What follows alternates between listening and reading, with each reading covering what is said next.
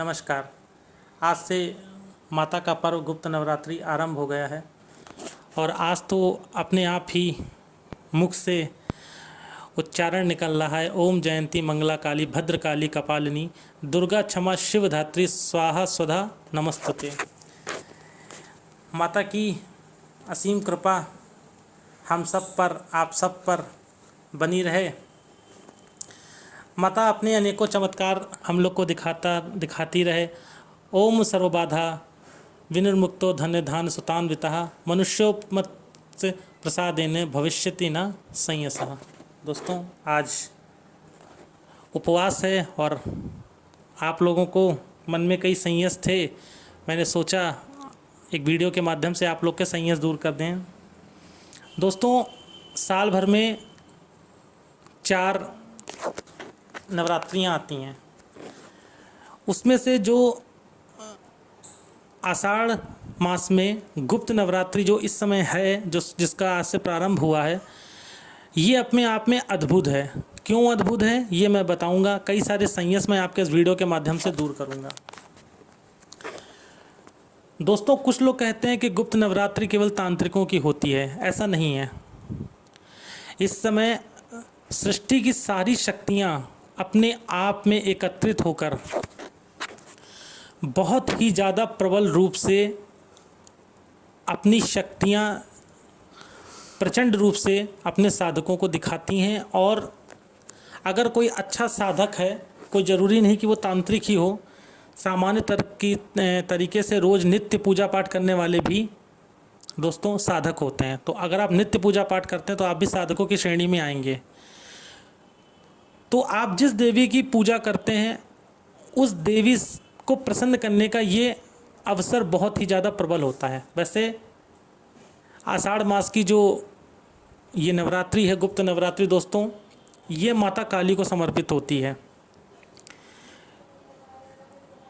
दोस्तों, हम सब जानते हैं कि भगवान शिव की पूजा करते हैं। भगवान शिव को अगर प्राप्त करना है तो माता को प्रसन्न करना होगा, क्योंकि शिव भी शक्ति के बिना एक शव हैं, ये तो पता ही है। और शिव संहिता में ये बताया गया है कि आदि शक्ति और भगवान शिव के पूजन के लिए आषाढ़ मास की नवरात्रि जो आज है, ये गुप्त नवरात्रि के रूप में आती है। शक्ति ऐश्वर्य है, पराक्रम का स्वरूप है। इसीलिए हम लोग शक्ति की पूजा करते हैं और महादेव को प्राप्त करने के लिए, महादेव के दर्शन हेतु शक्ति की पूजा करी जाती है। अगर शक्ति आपसे प्रभावित नहीं है, अर्थात माता की कृपा आप पे नहीं है, तो भगवान शंकर की पूजा आपको फलित नहीं होगी। दोस्तों, जो शक्ति है वो ज्ञान है, स्वरूप है। हमारे सामने, हमारे ब्रह्मांड में जो शक्ति है वो बल के रूप में, क्रिया के रूप में और ज्ञान के रूप में, ज्ञान, बल और क्रिया के रूप में हम लोग के सामने आती है। जैसे माँ सरस्वती ज्ञान का प्रतीक हैं, बल का प्रतीक माता काली हैं और माँ दुर्गा शक्ति का प्रतीक हैं। पृथ्वी के ही 3 गुण हैं, सत्व, रज और तमस, ये हम लोग को पता है। और 3 ही देवियां हैं, माता काली, माँ लक्ष्मी और माँ सरस्वती। 10 महाविद्याएं होती हैं। उन 10 महाविद्याओं की पूजा भी इसी गुप्त नवरात्र में करी जाती है। कई लोग माता बगुलामुखी की पूजा और माता काली की पूजा इस नवरात्र में करते हैं। माता बगुलामुखी के लिए ये आषाढ़ मास की जो गुप्त नवरात्रि होती है दोस्तों, ये बहुत ज़्यादा प्रभावशाली, बहुत ही ज़्यादा फ़ायदेमंद होती। कई राजनीतिज्ञ जिनको मैं जानता हूँ वो लोग भी पूजा करते हैं, क्योंकि राजनीति में अगर आपको कोई बड़े पद पे पहुंचा सकती है तो वो माता बगुलामुखी है। आपका कहीं कोर्ट केस, कोई ज़मीनी विवाद चल रहा है तो माता बगुलामुखी आपको हर जगह विजय दिलाती है। कहते हैं माता बगुलामुखी का साधक कभी पराजय का मुंह नहीं देखता है, अगर उनका सच्चा साधक है, माता की कृपा उस पर है। माता की कृपा प्राप्त करने के लिए ये आषाढ़ मास की नवरात्र, गुप्त नवरात्र बहुत ज़्यादा प्रभावशाली होती है दोस्तों। इसीलिए शायद कहा जाता है माता के लिए कि ऐश्वर्य वचन सच्चा विक्त पराक्रम एवचा तत्सम स्वरूपा तीव्रदात्री सहशक्ति प्रकृतिता, माता प्रकृति में हर जगह विद्यमान है। गुप्त नवरात्रि क्यों मनाई जाती है, इस पर भी मैं आपका ध्यान केंद्रित कर दूं दोस्तों। गुप्त नवरात्रि माता को प्रसन्न करने का सबसे सरल दिनों में एक है।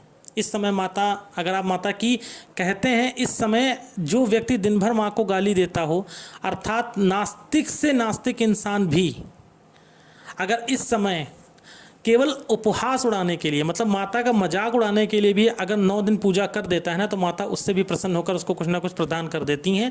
सोचिए, ऐसी है माता और ऐसी है माँ दुर्गा की शक्ति। जो लोग भ्रम फैलाते हैं कि माँ दुर्गा की पूजा ये नहीं वो नहीं, ऐसा कुछ नहीं है। सच्चे मन से आप करेंगे, हर चीज़ आपकी एक्सेप्ट करेगी माता रानी। दोस्तों, विश्वामित्र और वशिष्ठ जी ने बहुत परिश्रम किया, परंतु उनको कभी सिद्धियां प्राप्त नहीं हुई। फिर ब्रह्मा जी ने उनसे कहा कि आप गुप्त नवरात्र में इन सिद्धियों को सिद्ध करिए, और उन्होंने गुप्त नवरात्र में माता की 10 स्वरूपों का पूजन किया। और उसके बाद विश्वामित्र और कुलगुरु वशिष्ठ जी से कोई ही जग विदित है, सब जानते हैं कि उनको किस लेवल पे शक्तियाँ प्राप्त हुई थी। विश्वामित्र जी ने तो इतनी शक्तियाँ उनको प्रबल तरीके से प्राप्त हो गई थी कि उन्होंने नई सृष्टि की रचना कर दी थी।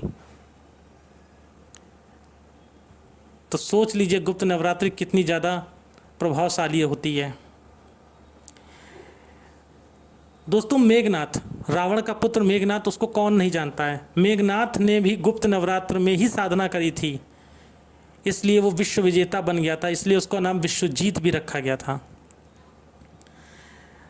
दोस्तों, मेघनाथ को शंकराचार्य जी ने उसकी जो कुल देवी थी, रावण की जो कुल देवी थी निकुंबाला, उनकी साधना करने के लिए बोला था। और उन्होंने गुप्त नवरात्र में ही मेघनाथ ने निकुंबाला अपनी कुल देवी की साधना करी थी। उसके बाद सोच लीजिए उसको इस तरीके की शक्तियाँ प्राप्त हुई थी कि उन्होंने भगवान राम और लक्ष्मण जी को नागपाश में बांधकर मृत्यु के द्वार तक भेज दिया था। जबकि सोचिए, उस सृष्टि के रचयिता भगवान श्री हरि नारायण थे। तो सोच लीजिए गुप्त नवरात्रि कितनी पावरफुल होती है। तो ये गुप्त नवरात्रि का इंट्रोडक्शन हो गया दोस्तों। उसके बाद जो लोग कहते हैं कि केवल गृहस्थ इसकी पूजा नहीं कर सकते, ऐसा कुछ नहीं है। आप माता के किसी भी स्वरूप की पूजा करिए। मैं दावे के साथ कहता हूँ, मन साफ होना चाहिए। आप अखंड ज्योति माता के सामने जलाइए, नहीं जला सकते हैं तो दाहिनी तरफ घी का दिया और बाईं तरफ तिल के तेल का दिया जलाइए। कुछ नहीं आता है, कोई मंत्र नहीं आता, ओम दुम दुर्गाय नमः, क्योंकि जो दुर्गा माँ है वो दुर्गति का नाश करती है। तो ओम दुम दुर्गाय नमः इस मंत्र का जाप करिए, या ओम ऐम ह्रीम क्लीम चामुंडाई विच्चे, जो निर्वाण मंत्र है वो तो सबसे ज़्यादा प्रभावशाली होता है। अगर कोई 9 दिन तक माँ दुर्गा के निर्वाण मंत्र का जाप करता है, उसके बाद उसका दशांश हवन करता है, विधिवत पूजन करता है माता का, तो इस चराचर जगत में उसके लिए कुछ भी नामुमकिन नहीं रह जाता है। ये बात शास्त्र सम्मत है और मेरे अनुभव में है। तो दोस्तों, गुप्त नवरात्रि का फ़ायदा आप लोग भी उठाइए, माता का पूजन करिए। एक बात मैं और आप लोग को बताना चाहता हूँ कि नवरात्रि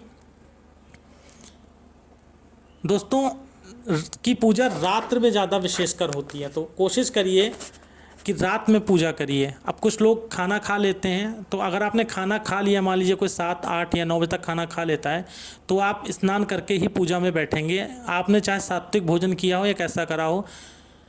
अगर आप कोई पूजा नहीं करते हैं, मान लीजिए कोई पूजा आपसे नहीं हो पा रही है, तो कोशिश करिए 9 दिन तक सात्विक रहिए, गृहस्थ जीवन के आनंदों को मत लीजिए। दूसरी बात, प्याज लहसुन 9 दिन तक मत खाइए। इतने से ही माता भगवती आप पर प्रसन्न हो सकती है।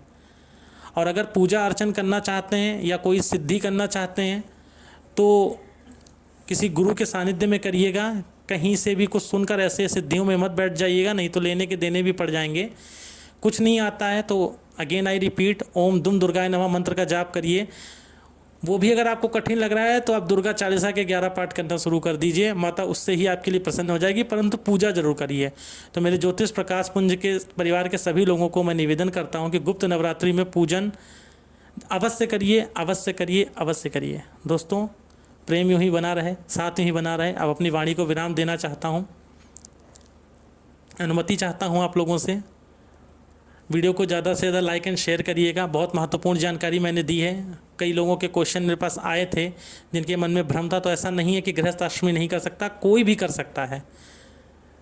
आप पूजन करिए, वो जगत माता है, आप पे अपनी कृपा बरसाएगी।